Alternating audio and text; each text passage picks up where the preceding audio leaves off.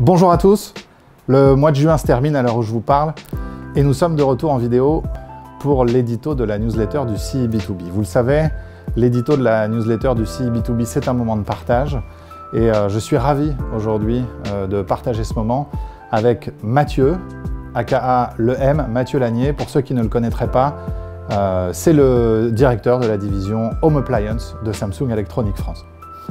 J'ai coutume toujours de poser la même question à mes invités. One DX, One Device Experience, qu'est-ce que ça représente? Et je vous propose d'accueillir Mathieu pour lui poser cette question. Eh bien, salut Mathieu et bienvenue. Bonjour Jérémy, merci pour l'invitation. Bah écoute, je suis ravi de t'avoir avec moi. Je le disais en introduction, toujours une seule et même question que je pose aux personnes qui partagent cet édito avec moi. One Device Experience, DX, qu'est-ce que ça représente pour Mathieu Lanier? Alors ça représente aujourd'hui un univers qui abolit un peu les frontières au sein de Samsung. On parle de One Samsung et de plus en plus, on a des choses qui nous rassemblent et qui nous réunissent. Il y a quelques années, on parlait de connectivité, un mot que je n'aime pas pour expliquer qu'on pouvait créer de l'usage et créer plus de valeur en rassemblant nos produits. Et aujourd'hui, on va au-delà de ça. Si on prend par exemple l'univers du lifestyle, on a tout un univers de produits qui est maintenant commun à l'ensemble des divisions.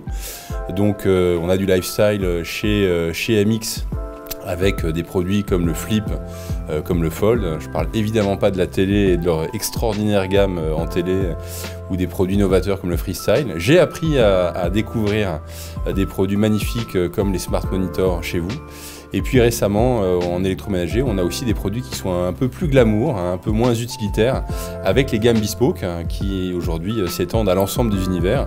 Bespoke, ce sont des produits lifestyle en aspiration, donc en soins du sol, en lavage, en réfrigérateur, dans la cuisine, dans les fours, des produits qui vont te plaire, Jérémy. Voilà, et donc c'est quelque chose qui est très très fort et qui aujourd'hui est commun à l'ensemble des divisions. On peut d'ailleurs, sur les produits Bespoke, je pense, inviter l'intégralité des gens qui regardent la newsletter à venir les voir au showroom. Ils sont là juste à côté. Effectivement, je suis client. Mais en plus, ils sont super sexy, ouais.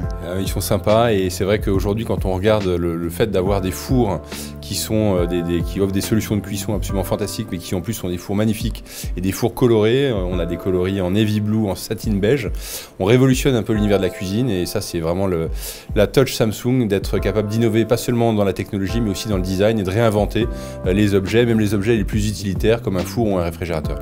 Alors, au-delà de l'univers produit, est-ce que ça représente quelque chose d'autre pour toi, DX? Alors oui, ça représente aussi le fait que de plus en plus, dans la façon d'adresser nos clients, que ce soit notre client final ou que ce soit nos clients au sens B2B du terme, on abolit les frontières et on travaille. Et grâce à vous, ça nous permet de bénéficier de votre savoir-faire, des choses qu'on ne sait pas faire. Nous, le B2B, c'est un univers qu'on ne sait pas adresser, qu'on ne connaît pas.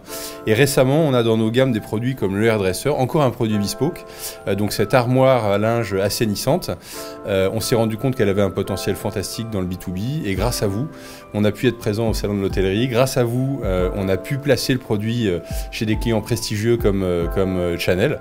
Au passage, un grand merci à toutes les équipes qui ont contribué à ça parce que vous n'imaginez pas notre joie et la joie des Coréens quand on a réussi à leur annoncer ça. Donc voilà, c'est cette capacité qu'on peut avoir à mettre en commun nos savoir-faire et à travailler ensemble qui est nouvelle et qui s'accélère. Et je me rappelle aussi, même si à l'époque ça n'avait pas été couronné de succès, on est capable de bénéficier de vos savoir-faire. Il y a quelques années, on a essayé de vendre une approche un peu disruptive, un peu innovante aux cuisinistes, en essayant d'aller proposer au groupe Fournier, donc les marques Mobalpa, Perenne, de SoCook, on leur a demandé, pour travailler avec Samsung, au-delà des produits, on veut vous vendre des solutions pour vous aider à digitaliser vos points de vente et évidemment des solutions d'affichage. On en voit des absolument magnifiques dans ce showroom aujourd'hui. Moi, j'adore visiter votre showroom. À chaque fois, il me fait rêver. Et c'est ce qu'on a essayé de faire avec les clients. Ça n'a pas été couronné de succès à l'époque, mais moi, je gardais un souvenir particulier de cette expérience et de la fierté que j'avais à pouvoir mettre en commun les différents savoir-faire Samsung.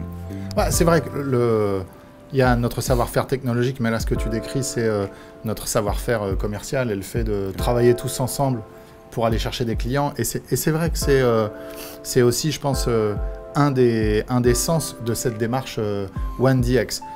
Tu étais à Eurocucina il y a une dizaine de jours.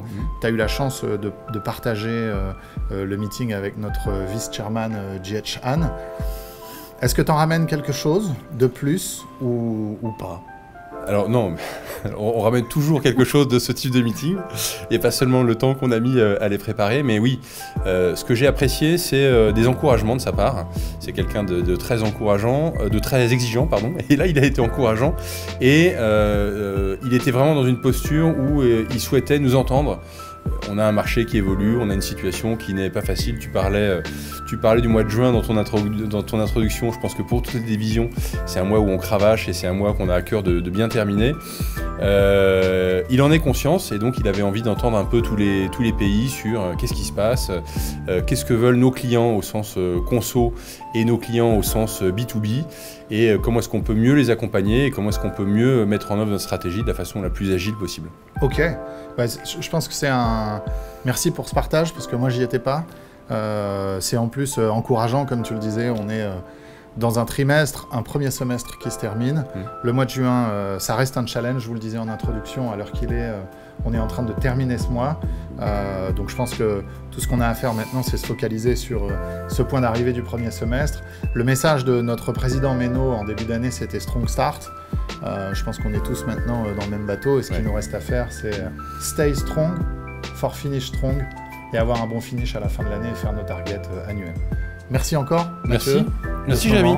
Et j'espère qu'on aura l'occasion de repartager un édito entre maintenant et la fin de cette année. Avec plaisir. Bye bye. Merci.